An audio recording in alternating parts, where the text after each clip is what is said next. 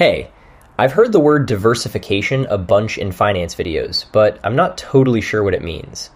Like, is it just about not putting all your eggs in one basket or something? Yeah, that's a great way to start thinking about it. Diversification in investing is basically spreading your money across different types of investments, so you're not relying on just one to do well. It's like if you're playing a board game with friends and you don't bet all your game pieces on a single roll of the dice. If that roll flops, you still have other pieces in play to keep you going. Okay, that makes sense. But why bother spreading it out? Wouldn't it be better to focus all my money on one really hot stock, like something from a company I love, to maybe get quick big wins? I get that pull. It's exciting to dream about turning a small amount into a ton fast, like hitting the jackpot on a video game level. But focusing on just one thing can be risky. Diversification helps cut down that risk, because if one investment tanks, the others might hold steady or even grow, balancing things out. Think about a school project. If you put all your effort into one idea and it doesn't work, you're stuck. But if you mix in a few backup plans, you're more likely to end up with something solid. So it's more about safety than speed, like protecting what you've saved instead of chasing the fastest way to make more. Exactly. It's not saying you can't go for growth, but smart investing mixes safety with potential upsides. For example, remember when everyone was obsessed with those tech gadgets a few years back? Some folks dumped everything into one big phone company stock, and when a new competitor came along, poof, their savings took a hit. But people who diversified, maybe putting some in tech, some in everyday stuff like food companies, didn't feel that sting as bad. It reduces the chance that one failure wipes you out. Yeah, I can see that. My cousin tried starting a side hustle selling custom sneakers online, put all his allowance into it, and then the site he used shut down. Lost most of it. If he'd split it, say, half on that and half in a simple savings app, he wouldn't have been so boned. Spot on. That's a perfect real-life example. Diversification builds that kind of buffer. It's why even big investors, like those managing huge funds, don't go all in on one bet. They spread across industries, countries, even types of assets, so no single flop drags everything down. Over time, it helps your money grow more steadily, without the wild ups and downs that can scare you off investing altogether. All right, I think I'm getting it. Spreading out sounds way smarter than hoping one thing pans out. But how does one bad investment really hurt so much if you're not careful? Oh, let's dive into that. It's where things get really eye-opening. Imagine you've saved up for a new bike, but instead of keeping it safe, you bet it all on a single race. If your pick loses, you're walking everywhere. That's the kind of wipeout that happens when everything's tied to one spot. Take the story of a kid I know who got into crypto hype last year. Poured his entire summer job earnings into one digital coin because it was buzzing online. Prices soared at first, super exciting, but then a market glitch hit, and that coin dropped 80% overnight. He was left with pennies compared to what he started with, and it took months to recover emotionally, let alone financially. Whoa, that's rough. So it's not just losing money, but it messes with your head too? Totally. When all your eggs are in one basket and it breaks, the loss feels total, like the whole plan's ruined. History's full of these. Think about video rental stores back in the day. People who invested everything in one chain, like the big one that went bust when streaming took over, watched their savings vanish. Or even simpler, a lemonade stand on a rainy summer.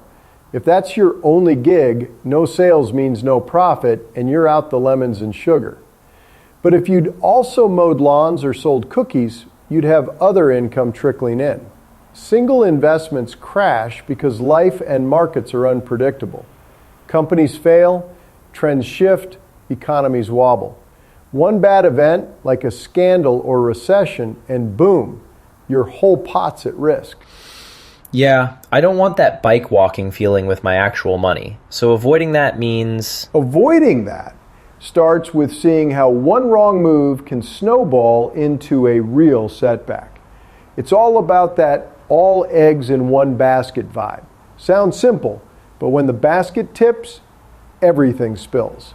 Like, picture your favorite snack truck at school. If the owner bets every dime on just spicy chips because they're trending, and then a new rule bans them or tastes change, the whole operation folds. No chips means no money coming in, and suddenly they're out of business, owing suppliers and everything. Ooh, yeah, that truck guy is always there with the good stuff. So one flop and it's game over for the whole thing? Right on the money. Investments work the same. Putting everything in one spot amps up the drama because markets don't play fair. A single stock might look shiny, like that hot new game everyone's downloading, but companies go bankrupt all the time. Remember the big toy maker that dominated the 90s with action figures? Folks who sank their savings into its shares partied when sales boomed, but then tastes shifted to digital games. Scandals hit the news, and the stock plummeted 90%. Investors who went all in lost homes, retirement plans, total devastation. It's not just numbers. It shakes your confidence, makes you swear off trying again. Man, that's scary. I guess the excitement of picking a winner hides how fast it can turn. It does, especially when hype builds online. Everyone's sharing wins, but the losses? Crickets. Take the lemonade stand flop you mentioned earlier. Kid sets up with all their cash on a sunny day forecast, buys supplies for 50 cups, but clouds roll in, no customers, and now they've got soggy lemons and $0 back. Scale that to investing. You drop your whole allowance on one trendy app stock. It surges 20%, feels like a boss. Then a data breach or bad earnings report drops, and it's down 50% in a week. You're not just out half your money, opportunity's gone too. Like missing out on other chances while you're glued to the screen hoping it rebounds. Yeah, I'd hate watching my summer cash evaporate like that. It's like gambling without the fun part. Exactly, and the stats back it up. Studies show single stock bets lose big more often than not because no one's psychic about the future. Economies hiccup with stuff like oil prices spiking or trade wars, hitting one sector hard while others chug along. A friend of mine in college ignored that, loaded up on airline stocks during a travel boom. Then a global event grounded flights for months. Poof, his portfolio halved, and he had to pick up extra shifts just to cover basics. Diversifying dodges that bullet by not letting one storm sink the ship. Got it. So the fear's real because one hit can ripple everywhere in your life. If spreading stuff out is the fix, though... It is, and it turns those potential disasters into manageable bumps. You end up sleeping better, watching your savings grow without the heart attacks. But to make it work, you got to know what to spread it across. Kind of like picking different flavors so you're not stuck if one sours. Different flavors, huh? Like mixing sweet and salty snacks, so if the candy runs out, you've still got chips. So what are these flavors in investing? Stocks, bonds, that stuff? You nailed the analogy. It's all about balance, so one miss doesn't leave you hungry. Let's break it down simple. Stocks are like the thrill rides at an amusement park. They're shares in companies, and they can zoom up in value if the business booms, like your favorite game app blowing up with downloads. But they can also drop fast if things go south. Say a scandal hits the news or sales tank. That's the growth part. Exciting, but bumpy. Okay, stocks sound fun, but risky. Like riding a roller coaster without a seatbelt sometimes. Exactly. And that's where bonds come in. They're more like the steady carousel, reliable and chill. A bond is basically a loan you give to a company or government. They promise to pay you back with a little interest over time. No wild swings usually, just steady ticks upward. Think of it as planting a tree that grows slow but sure, giving shade and fruit without the storm-snapping branches. Bonds add that safety net, keeping your money from free-falling when stocks wobble. Bonds as a loan? Huh, didn't think of it that way. So they're boring but safe, like saving in a piggy bank that pays you extra for waiting. Spot on. Boring's their superpower because boring means predictable. Now, funds are the smart mixers. They're like a big pot of soup with stocks, bonds, and more all stirred together. Mutual funds or index funds bundle hundreds of investments into one easy package. You buy in, and pros handle spreading it across tech, healthcare, energy, whatever. It's diversification on autopilot. If one stock in the fund dips, others might rise, so the whole pot doesn't spill. I remember my first job after high school. I tossed a bit into an index fund tracking the whole market. When one sector like travel got hit by a storm, my fund barely blinked because it had backups in groceries and tech. Whoa, so funds make it less work? Like ordering a variety pack instead of picking each stack one by one? Yeah, perfect. Less hassle, more coverage. Spreading across these creates safety by cushioning the blows. Picture a seesaw. Stocks on one end for the push-up, bonds on the other for balance, and funds tying it all smooth. During market dips, like when everyone's worried about jobs and prices rise, stocks might sag 20%, but bonds often hold or even climb as safe havens. Your mix? Maybe only down 5 to 10% and it bounces back quicker. Real talk. In that 2008 mess when houses and banks crumbled, folks heavy in just stocks lost half their savings. But those with a stock bond fund spread, many saw smaller hits like 20 to 30% and recovered faster because not everything tanked together. That seesaw thing clicks, keeps you from slamming the ground. But aren't bonds and funds kind of dull next to chasing the next big stock everyone's hyping on TikTok? Totally get the appeal of the hype. It's like scrolling for the viral challenge that could make you famous overnight. But dull? Nah. They're the quiet heroes. Excitement's great for parties, but for your money, steady wins the race. A buddy of mine skipped bonds early on, chased hot stocks and electric cars.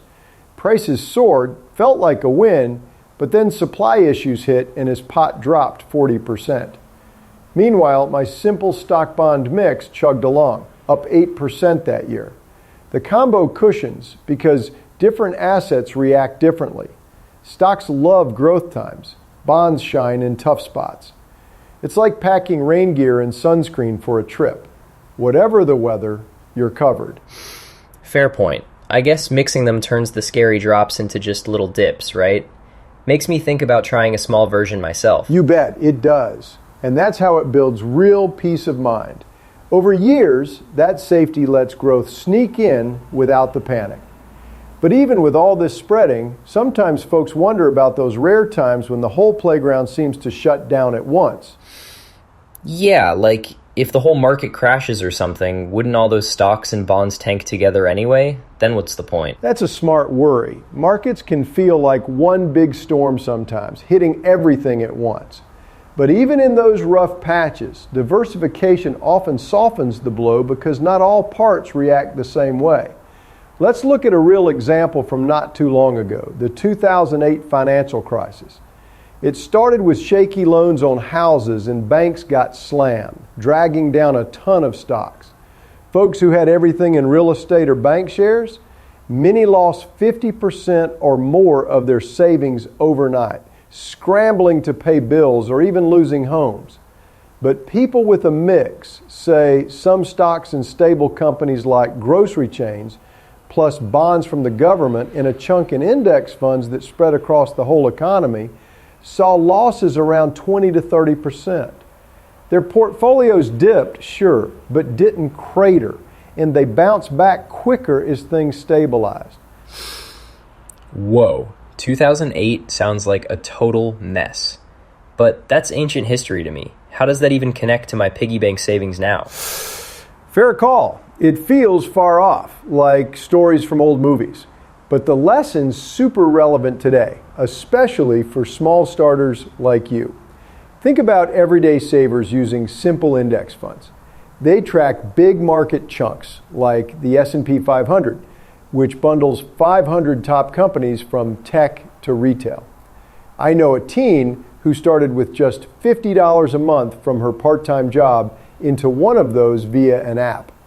Last year, when tech stocks slumped hard because of chip shortages, stuff like phone makers dropping 30%, her fund only fell about 10%. Why? It had backups in healthcare and consumer goods that kept chugging, like toothpaste brands or hospitals that people need rain or shine. She didn't panic sell. Instead, her small pot grew back up, turning that $600 yearly input into over $700 by year's end, fees and all. Huh, so even with a tiny amount, it shields you from one industry's bad day? Like if gaming stocks flop because of a new console delay, but your fund has other stuff holding it up. Exactly. Like having a backpack with snacks from different aisles, so if the candy section's out, you still got fruit or nuts. Another real-world bit? During the pandemic a couple years back, travel and entertainment sectors tanked. Airlines down 60%, movie theaters shuttered. Investors all in on those? Ouch. Massive losses, some wiping out college funds. But diversified everyday folks, maybe with 60% stocks, including resilient ones like delivery apps or online education, 30% bonds that actually rose as safe spots, and 10% in global funds, their hit was milder, around 15 to 20%. And many saw gains by 2021 as the world reopened. Protects against those sector slumps because life's full of surprises. One area hurts, but others step up. A neighbor kid, saving for a car, put his birthday cash across a cheap robo-advisor, mixing U.S. and international assets. When U.S. energy prices spiked and oil stocks wobbled, his international picks in Europe steadied things, keeping his total loss under 5%. Okay, that's kind of reassuring. Makes me see how it works for regular people, not just millionaires. No total wipeout, even when stuff hits the fan. You got it. It's practical armor for anyone building from scratch. These examples show how spreading turns potential disasters into detours, letting your savings weather storms without derailing dreams. And for small savers, it's even more powerful because you learn without betting the farm. But dipping a toe in might seem tricky at first. Yeah, it does a little. Like, I'm only 16 with maybe $200 from odd jobs. How do I even start without messing up or needing a ton of cash? That's the beauty. Starting small is totally doable. And it's designed for folks just like you. No big bucks required. First off, open a low-cost brokerage account. Think of it as a free online wallet for investments, like Robinhood or Fidelity apps that let teams join with parental okay if needed. No minimums for basics, and they make it as easy as scrolling social media. You can begin with whatever you've got, even $20 a month from allowance. Apps like that? I thought investing meant suits and big banks. Nah, that's old school. Now it's app-friendly for beginners. One cool trick, fractional shares, where you buy a slice of a stock instead of the whole thing. Say Apple's share costs $150, but you snag 0.1 of it for $15. It's like sharing a pizza. You get the flavor without buying the whole pie. Start by putting, say, 10% of your savings into varied spots. Maybe 40% in a stock index fund for broad growth, 30% in a bond fund for steadiness, and 30% in something fun like an ETF tracking green energy. I knew a high schooler who did this with his mower money. Tossed $100 into a robo-advisor app that auto-diversifies for free or super low fees. He picked a simple portfolio mix, and over a year it grew 7% without him lifting a finger beyond checking monthly. Fractional shares sound perfect for tiny starts, but what if I'm broke most months? Do I just wait? Waiting's fine, but even sporadic ads build habits. Set up auto transfers for $5 to $10 when you can, like after a birthday gift or gig pay. Apps round up your purchases. Buy a $3.50 soda, it invests the 50 cents. Over time, that snowballs. The key's consistency over perfection. It's like watering a plant a little each week instead of flooding it once. That same kid, he diversified into 3 cheap funds. one for U.S. stocks, one international, one bonds. When his local economy dipped with store closures, the international part held strong, turning his $300 pot into $340. No stress, just smarter saving that feels like leveling up a game. Auto roundups could sneak it in without thinking too hard, and robo-advisors do the mixing for me? Yep, they're like a smart buddy handling the spread, so you focus on school or fun. Pick one with no trading fees, answer a quick quiz on your goals, like saving for college or a trip, and it builds a diversified pie. Start with 10% varied to test waters. As you add more, tweak to 50-50 stocks bonds for balance. Real talk, my niece, 14 and super cautious, opened one with $50 from grandma. She split it across a total market fund and a bond ETF. A year later, small gains covered her phone bill, and she learned without risking much. It builds habits like checking balances weekly, not obsessing, turning money management into a chill routine. That makes it less intimidating. I can picture splitting my next paycheck that way. Kind of exciting now. It is. And that's the win. Diversification starts as a small step, but grows into confidence. You're protecting and growing what you have, no matter the size, setting up for bigger dreams down the road. Feels good knowing your money's working smart, right? Totally. I get it now. Starting simple with apps and slices keeps it safe and builds the habit without overwhelm. Thanks.